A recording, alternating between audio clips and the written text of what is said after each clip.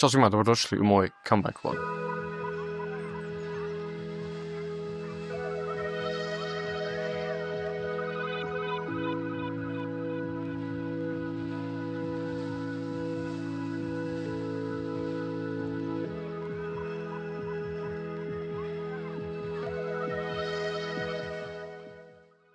Ćao Raja, nije mi bilo dugo vremena jer mi nije padalo na pamet da snimam, ako ćemo iskreno, ali više sam krenuo da se bavim malo ozbiljnijim stvarima, to jest ozbiljnijim poslom, zato mi nije bilo nikakvih tutoriala. Prva stvar o kojoj želim da pričam jeste što se tačno dešavalo.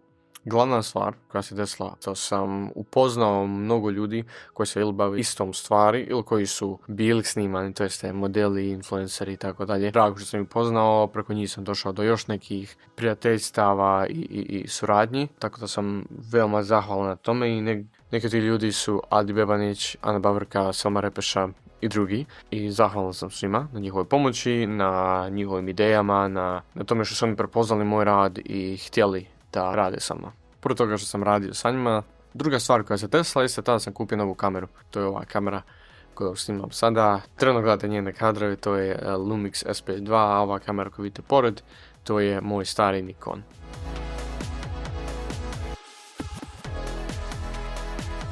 Malo mi je čudno sada koristiti ovu kameru jer je puno manja.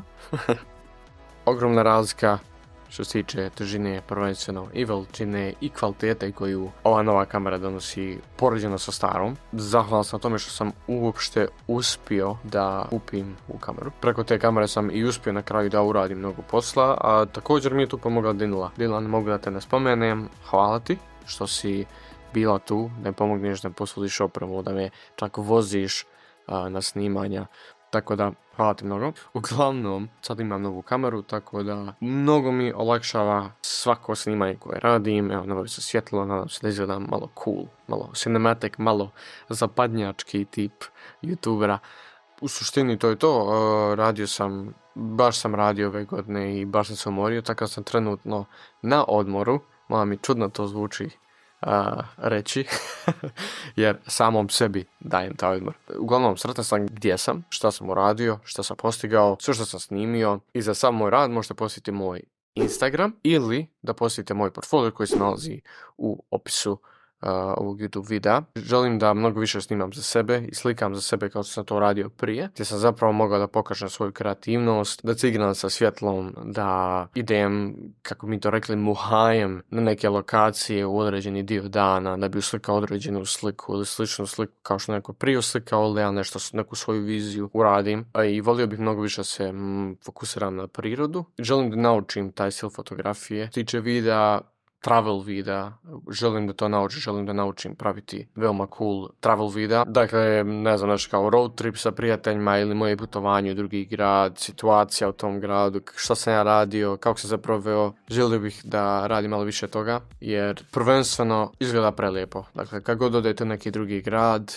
pokušate nešto novo snimati, vjerojatno me svi razumijete, jer svi vi koji idete prvi put u neki grad, vi tamo nešto uslikate, vi tamo nešto snimite, jednostavno želite da zabilježite te trenutke. Ja se isto tako osjećam. Dakle, ja želim da zabilježim te trenutke, ali na neki svoj način, da baš zabilježim, da ima neku priču čitavo to putovanje, da ja mogu neku pojentu iz svakog tog putovanja da smislim, to jeste naučim, izvučem. To je ono što želim. Želim da mi videa postanu malo dubokoumnija, da su rađena sa nekim smislom, upoređeno sa slikaj, pa eto, dobra slika, top. Ne želim to više da radim, želio bih baš da se mnogo više fokusiram na to. Da, uglavnom želio bih da radim takve stvari malo više. To sam shvatio sada na ovom odmoru, koliko konstantno snimanje može da utječe na tebe.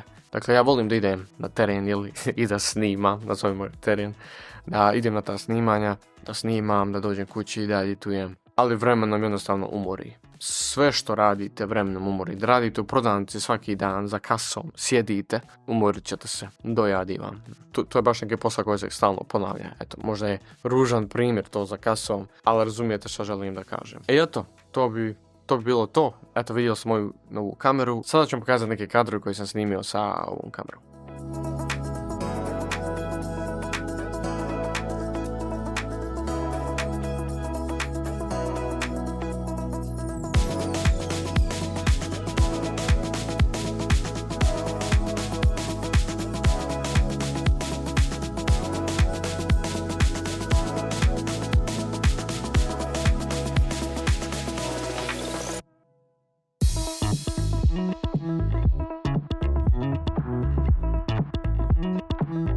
I evo ga, kraj videa, kraj vloga.